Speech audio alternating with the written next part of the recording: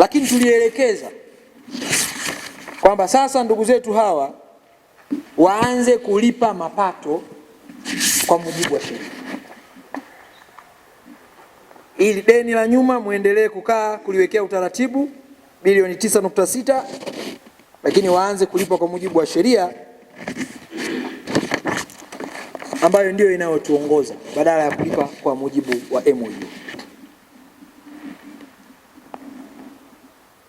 Na tuna makampuni matatu: kampuni ya Unilever, kampuni ya Kisigo na kampuni ya MTC. Taarifa nilizopewa hadi leo, makampuni yote haya hayajatii sheria, wameendelea kulipa kwa kutumia mifumo ya zamani ya Memorandum of Understanding.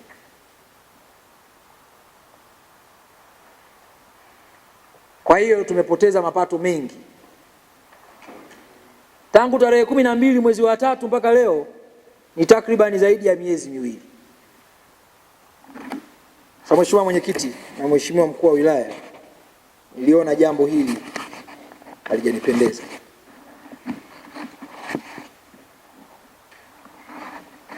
Nchi yetu inaendeshwa kwa mujibu wa sheria na kila mtu ana wajibu wa kutii sheria. Sasa nilikuwa nauliza mara kwa mara, kurugenzi, hela zimeanza kulipwa kwa mujibu wa sheria? Bado. Zimeanza kulipwa kwa mujibu wa sheria? Bado. Bado anaendelea kulipa kwa mujibu wa MOU wote, kampuni tatu. Sasa eneo hili nikasema nilisisitiza,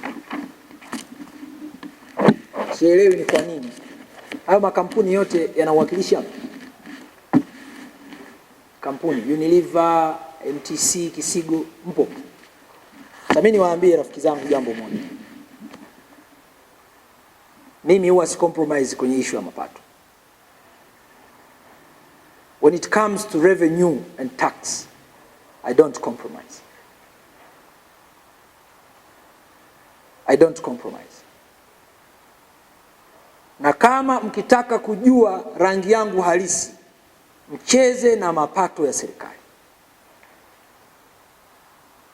Sasa nimeona katika hili mnataka kuleta dharau.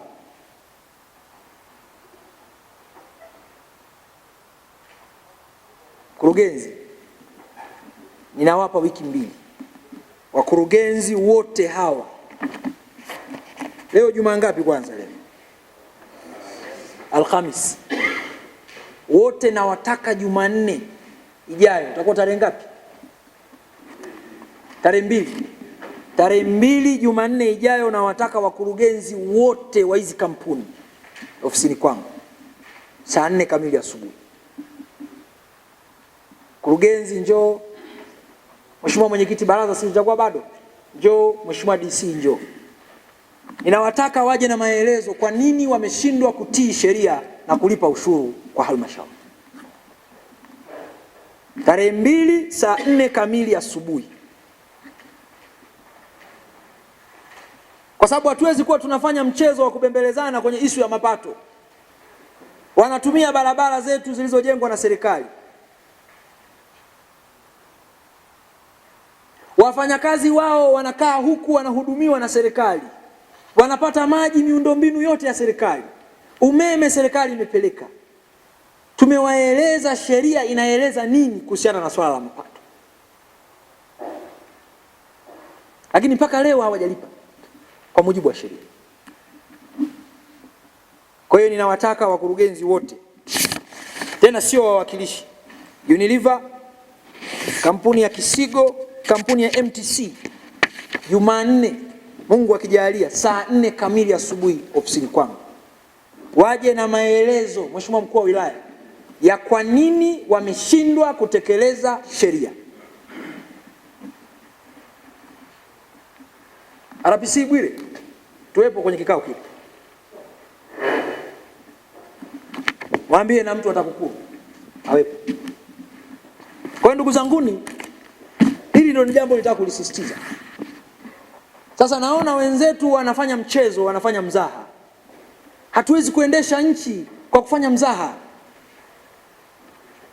Leo wananchi wana maboma yanatakiwa kupauliwa, wana shule madarasa yanatakiwa kujengwa, mkurugenzi ana kero kule, wananchi wana matatizo mbalimbali, ofisi za kata hazijajengwa, watu wanataka huduma. Kwa madiwani kuna vilio, maabara bado hazijakamilika kule. And then we have been so kind enough kwamba hili deni la nyuma tukae tulijadili taratibu. Sasa hata ile ya kwa mujibu wa sheria hamjalipa. Mimi sichezewi. Na wataka Jumatatu kila mtu aje na maelezo. Mbivu na mbichi zitajulikana Jumanne ofisini kwangu saa 4 kamili.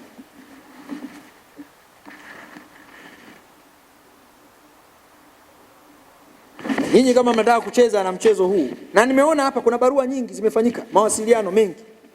Tarehe 30 mwezi wa 3 mkurugenzi tumemwandikia kuhusiana na kazi iliyofanywa na tume, kitu gani anatakiwa kufanya. Barua ameandikiwa kutoka kwa rasi. Tarehe 24 mwezi wa 3, siku 12 baada ya lile jambo, Unilever wameandikiwa. Tarehe 24 mwezi wa 3, kampuni nyingine imeandikiwa, wanataka nakala ya tume, yani tume niliyoiunda mimi, nakala niwape wao, nyaraka ya serikali, wakapewa ufafanuzi. Tarehe 29 mwezi wa 4 mkurugenzi tumemfafanulia tena. Tarehe 29 mwezi wa 4 Managing Director wa Unilever kaandikiwa barua ya kupewa ufafanuzi wa nini cha kufanya. Mpaka leo hawajalipa. Sasa mimi nataka niwahakikishie, mimi ni mtu wa vita. Na vita yangu kuhusu mapato huwa sipotezi. Na hakuna atakayewaokoa kwenye vita hii. Yes, tunataka viwanda vifanye kazi. Tunajua mmeajiri watu wetu. Tunajua ni wajibu wetu kulea viwanda. Lakini sio kwa utaratibu huu wa miezi miwili, hamtaki kutekeleza utaratibu tuliokubaliana. Kwa hiyo tukutane siku ya Jumanne. Mkurugenzi, njoo niambie wamelipa kiasi gani na ngapi bado wanatakiwa kulipa. Tukutane siku ya Jumanne ndani ya ofisi ya mkuu wa mkoa.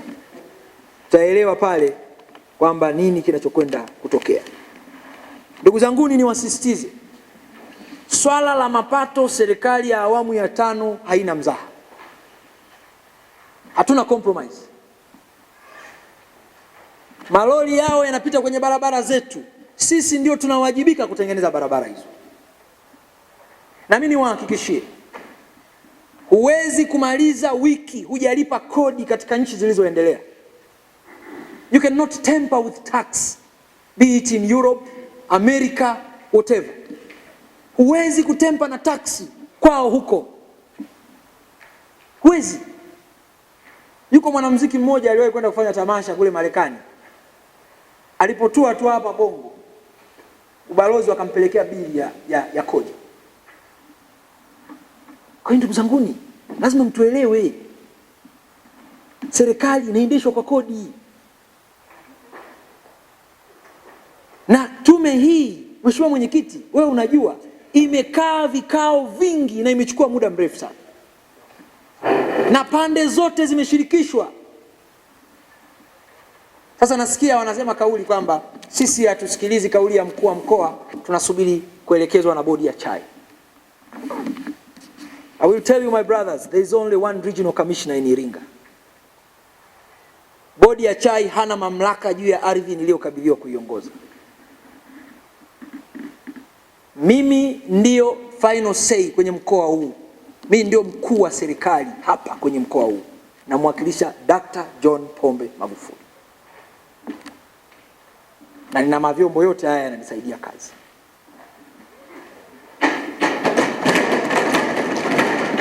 Uamuzi nilioutoa juu ya swala hili ndio uamuzi wa serikali.